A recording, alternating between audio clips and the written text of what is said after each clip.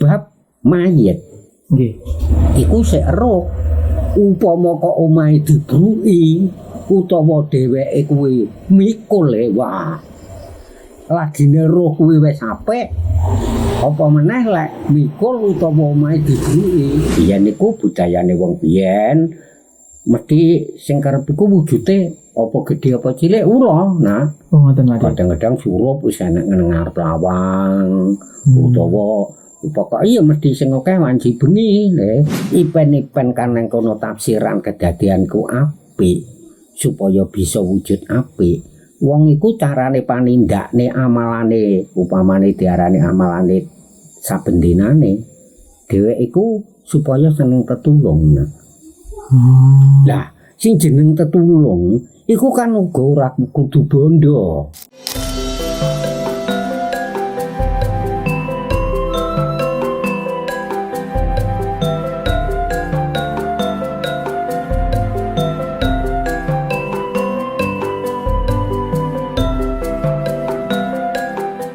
Niki Pak De wonten sederek wonten rencang Pak De. Nah niki tiyange niku mimpi Pak De. Mimpine niku kok tirose kok aneh menakutkan ngoten lho Pak De. Nah niku ngipine niku ingkang kaping setunggal. Berarti ngipine niku bertahap ngoten lho Pak De. Oh, sakjerone sawengi iku. Mboten kan iki kan bisa Pamane bengi iki ngipi, terus sesuk ngipine.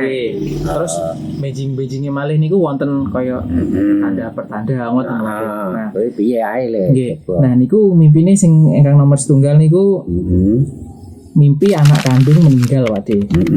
Dan posisinya si ibunya tadi niku melihat banyak mayat tergeletak menunggu waktu, maksudnya waktu dikremasi ya.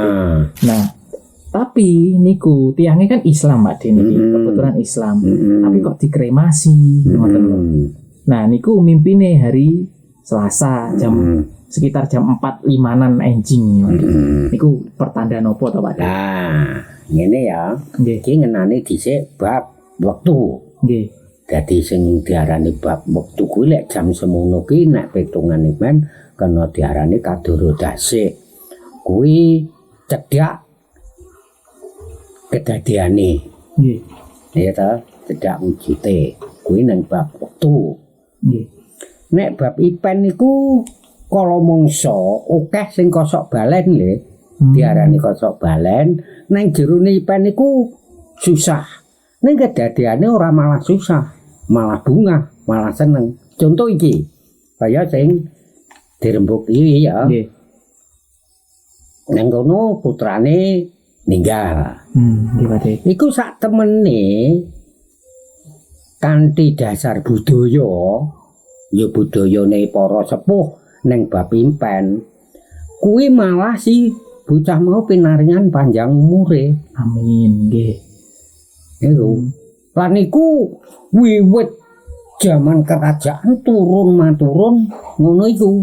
Nah, kedadiane pisan. Lah, bab mayit. Nggih. Iku sik roh upama kok omahe dibruki utawa dheweke kuwi mikul wah. Lagine roh kuwi wis apik. Apa meneh lek mikul utawa omahe dibruki kuwi apik tur banget. Yo iku kena diarani wong iku mau cepak rezekine kang gedhe.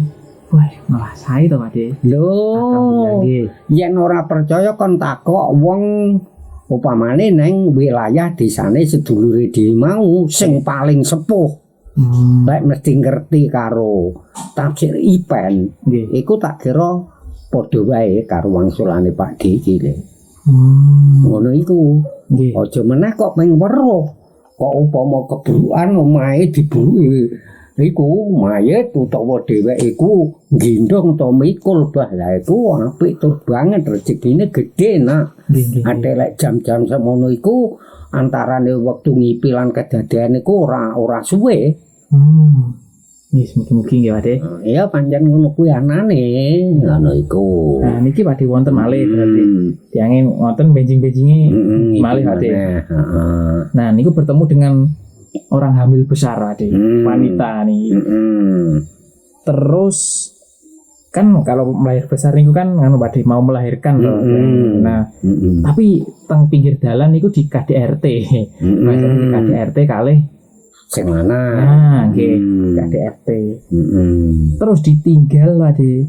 Sing wong ku mau ditinggal. Sing meteng niku wae Pak De. Nah, tapi kalih sing ngipi niku wau. Sing ibuke anake niku lho Pak De. Terus diterne Pak De, diterne teng klinik. Sampai memastikan ibu ini wau babaran dan kehamilannya baik-baik saja lah bahasanya ngoten Adik. Nah niku ngimpine jam kalih ditene Rebo Adik. Nah niki pertanda nopo Pak De? Apa wonten hubungane kalih mimpi sing niku wau? Nggih. Jadi kuwi ngene lho. Kuncine iku tetulung Ade. Iya toh ngeterke nyang klinik mongko kuwi wong kesusahan toh. Nggih. Diterke nyang klinik. Lah nang kono kuwi kuncine tetulung. Mulane iya toh ipen-ipen kan nang kono tafsiran kedadianku apik supaya bisa wujud apik. Wong iku carane panindakne amalane upamane diarani amalane saben dinane. Dhewek iku supaya seneng tetulung. Lah, sing jeneng tetulung iku kan uga ora kudu bondo. Upamane ana sanak sedulur tangga teparo sing lagi sedih, dibul, diayem-ayem, diseneng-seneng iku kalebu tetulung. Utawa meneh iki sajake ana wong kok sajake pengen mangan ning ora ana wong ki lagi piye. Lah iku yen ana ya diparingi supaya ipen sing ngemusu rasa bakal entuk kanugrahan ki ben iso wujud carane nuku utawa lakune cara ijo literakat ngono kuwi tetulung. Nggih. Lah mulane bayi sik ana wujud kandungan iki kabegjan iki urung medun supaya enggal medun ngono kuwi. Lah kuwi wong kesusahan to. Oh, nggih. Nah, tulunga yen ana wong kesusahan.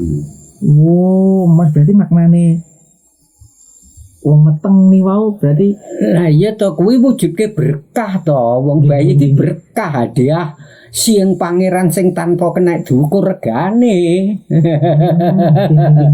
Lah iku hubungane karo ipen sing wingi ku ngono. Kok sik nek kandungan ya kuwi hadiah utawa kabegjan sing arep diwenehke iku isih ana ya gamane tangane pangeran lah supaya iso wujud piye laku tetulung. Sambunge ngono mergo apa kok sik nek kandungan kok randang wujud mergo mek roh sik roh tok mayite. Nggih. Oh nggih Pak De. Nah iku berarti lek petungen ipen iku sak temene jame iku cedhak namung dumadine iso rada adoh mergo dheweke isih weruh tok. Weruh ning kan akeh. Nggih. Lah iku mesti sik mangan wektu. Rada suwe. Nggih. Dadi penake bentuk rupa mayit iku nggih. Iku rupa mayit iku yaiku kabegjan. Kamulyan utawa ya wis rezeki mbok bentuk apa ngono. Mulane jek kudu mawa wektu lah kanggo nyenggek.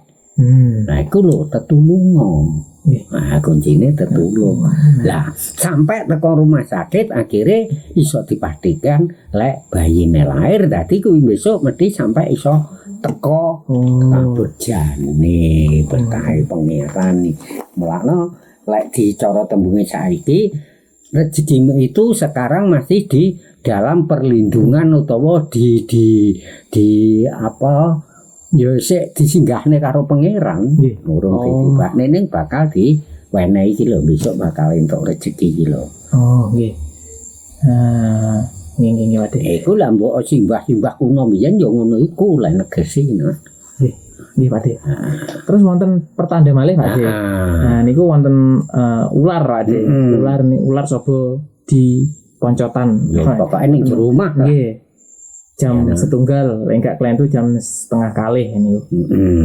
Nah, niku napa wonten malih hubungane nih Pak Ale. Nah, Niku wau Pak De. iku lek cara budayane simbah-simbah biyen, iku leluhure dhewe Kang Musumare elek-elek pengen diendangi yang sarean mula gampangane ya pengen dikirim digereni. Ngono iku dadi elek-elek wis penake apa ya wis suwe ndak digereni ngono lah biyen niku budayane wong biyen mesti sing karep iku wujude apa gedhe apa cilik ula nah ngoten Pak De. kadang-kadang surup wis enek nang ngarep lawang utawa pokoke ya mesti sing akeh wanci bengi le mulane biyen niku malah Pak De dhewe eling ana ula nang ngarep lawang lah karo simbah tekandane aja dipateni lho le cutikan ae lek kena utawa wis gusan pokoke amprih ngali aja kok pateni lah terus kuwi keterangane iku leluhure dhewe ungak-ungak lah nang kono maksude ya kuwi kok wis suwe ora geren tak gerenane. Nah, Jadi wonten hubungane nggih Pak De. Iku dasar tapi dasar budaya. Siap. Lah perkara ana sanak kadang sing mantuk lan ora monggo Pak De mung nyeritake utawa yaiku nyuplek ngungkap karo budayane simbah-simbah biyen ngono iku. Iya, siap. Ini matur sembah nuwun Pak De. Nah, ya padha-padha. Sampun dicasi wang sepelan, mugi saged tiange niki Pak De saged napa? Introspeksi saged. Oh, kula kedah ngeten, supados niku kanugrahane iya enggal kasunyatan. Nggih. Bersembah nuwun nggih Pak De. Iya, Nggih, siap.